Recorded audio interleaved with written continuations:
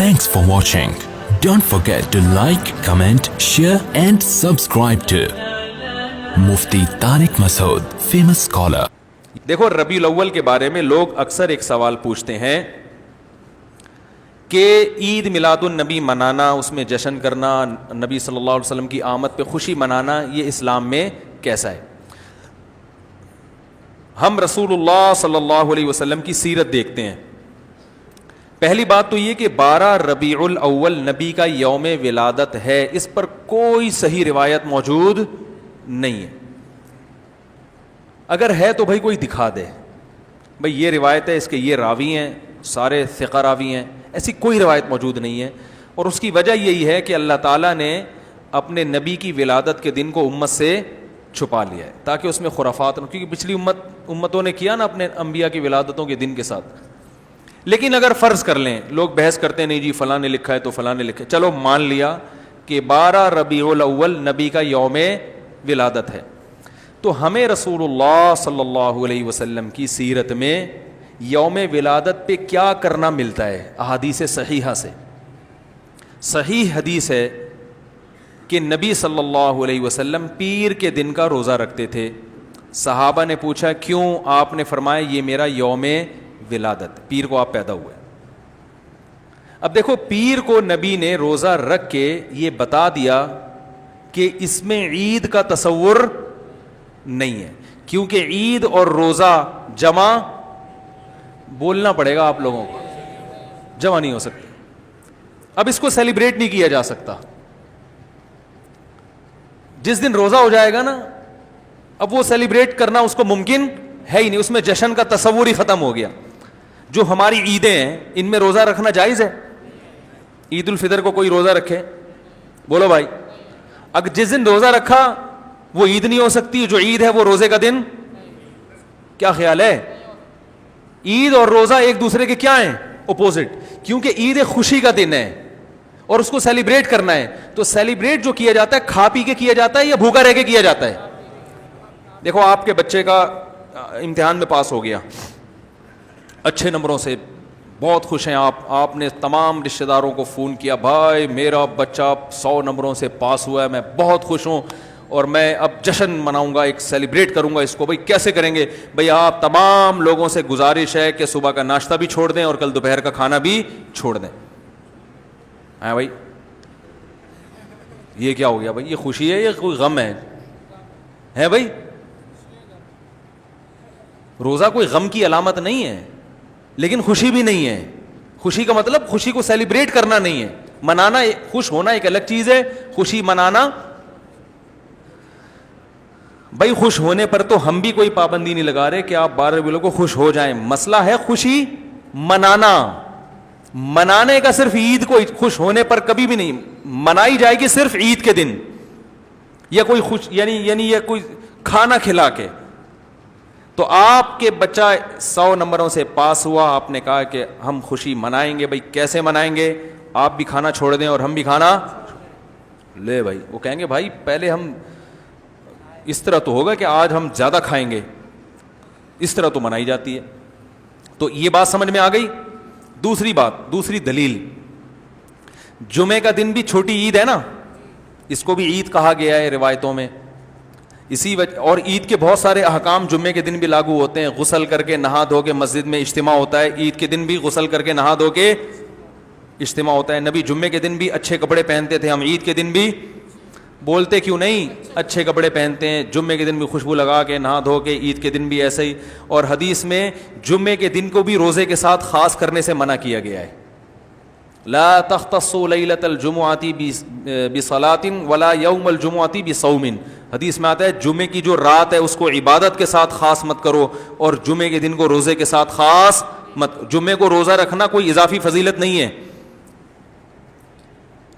ویسے جائز ہے روزہ رکھنا کہ آپ کی چھٹی جمعے کو ہوتی ہے اس لیے رکھ لیا تو ایک الگ بات ہے، لیکن اس کو خاص فضیلت دے کے رکھنا تو یہ مکمل عید تو نہیں ہے. اس میں عید کا لک بہرحال بولو بھائی ہے.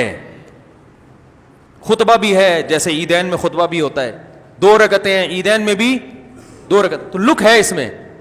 اب ذرا ٹیکنیکل پوائنٹ کو سمجھیے گا آپ لوگ. یہودی سب سے پرانی قوم ہے، ان کے لیے جو مقدس دن تھا وہ کون سا تھا؟ ہفتہ، اور وہی ان کی چھوٹی عید تھا. سمجھ رہے ہیں نا؟ اسی میں وہ اجتماع کرتے تھے. عیسائی اس کے بعد آئے، ان کے لیے کون سا ہوا؟ اتوار کو، جو ہفتے کے بعد ہے. مسلمان ان کے بھی بعد آئے، تو ہمارے لیے کون سا ہونا چاہیے تھا؟ پیر. اور یہ یوم ولادت بھی تھا، تو اس کو تو زیادہ فضیلت ہونی چاہیے تھی نا بھائی، عقلی لحاظ سے بھی اور جو حکمت ہے اس کے لحاظ سے بھی. عقلی لحاظ سے اس لیے کہ وہ پہلے تھے تو ہفتہ، پھر اس کے بعد اتوار، تو اب ہمارے لیے پیر.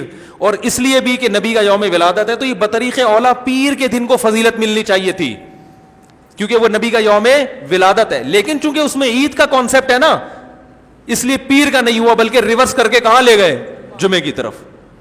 تو پیر کے دن یا نبی کے یوم ولادت سے عید کا کانسیپٹ اسلام نے کھرچ کھرچ کے نکال دیا ہے کہ اس میں عید کا کانسیپٹ ہو ہی نہیں سکتا، اپوزٹ ہے اس کا، روزہ ہے. بات آ رہی ہے سمجھ میں؟ اس لیے 12 ربیع الاول اگر نبی کا یوم ولادت ہے بھی تو بہت کچھ بھی اگر کرنا ہے تو روزہ رکھنا، ہم تو اس کے بھی قائل نہیں ہیں روزے رکھنے کے، کیونکہ نبی نے پیر کا رکھا ہے، 12 ربیع الاول کا نہیں رکھا. لیکن اگر آپ کو کھینچ تان کے کچھ نہ کچھ ثابت کرنا ہی ہے تو آپ اس دن کو روزے کا تو قرار دے سکتے ہیں. آپ اس دن کو سیلیبریٹ کرنا یا عید قرار دینا آپ کے لیے ممکن، قرآن و سنت نبی کی تعلیمات کے مطابق عید کا دن قرار دینا ممکن نہیں ہے، آپ ممکن نہیں ہے. دوسری بات، ابھی بات مکمل نہیں ہوئی ہے، ایک پوائنٹ اور رہ گیا. اسلام میں عیدیں صبح کے وقت ہوتی ہیں، رات کو عیدیں غیر مسلموں کی ہوتی ہیں. کرسمس زیادہ جوش و خروش سے کم منایا جاتا ہے رات کو، کیونکہ اس میں ڈھول ڈھمکے ہوتے ہیں، لائٹنگ ہوتی ہے. لائٹنگ رات کو جچتی ہے، دن میں لائٹنگ بولو بھائی نہیں. جبکہ اسلام کے جو تہوار ہیں وہ کب ہوتے ہیں؟ صبح کے وقت. صبح آپ اشراق کے وقت آؤ گے، نماز پڑھو گے، سوئیاں کھاؤ گے، گلے ملو گے، پتلی گلی سے نکل لو.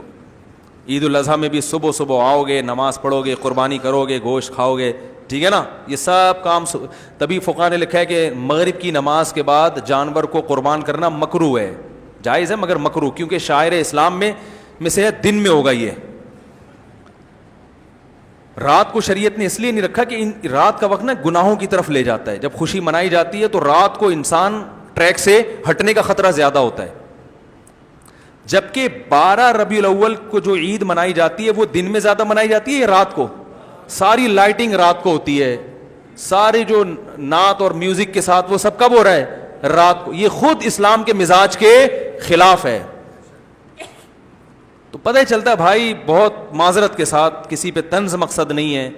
دیکھو اللہ اس کے رسول صلی اللہ علیہ وسلم کو فالو کرنا یہ عشق نبی ہے اصل. یاد رکھو، محبت میں جذبات پہ کنٹرول کرنا یہ زیادہ مشکل کام ہے، اور جذبات سے ہٹ کے، جذبات سے مغلوب ہو جانا یہ آسان بہت ہے، لیکن یہ حقیقی محبت کی علامت نہیں ہے. جب محبت ہو نا کسی کو تو اپنے جذبات کو حدود کے اندر رکھ کے انسان محبت کا اظہار کرے. اپنے جذبات کو غالب کر لینا نبی کا عشق ہر مسلمان کو ہے. ہر ایک کا دل چاہتا ہے یہ کرے یوں کرے نبی کی یاد میں، لیکن آپ اپنے اس جذبات پہ کنٹرول کریں. بولے بھائی رسول اللہ صلی اللہ علیہ وسلم کی جو اطاعت ہے وہ پہلے ہے، اپنے جذبات بعد میں. Thanks for watching. Don't forget to like, comment, share and subscribe to Mufti Tariq Masood Speeches channel.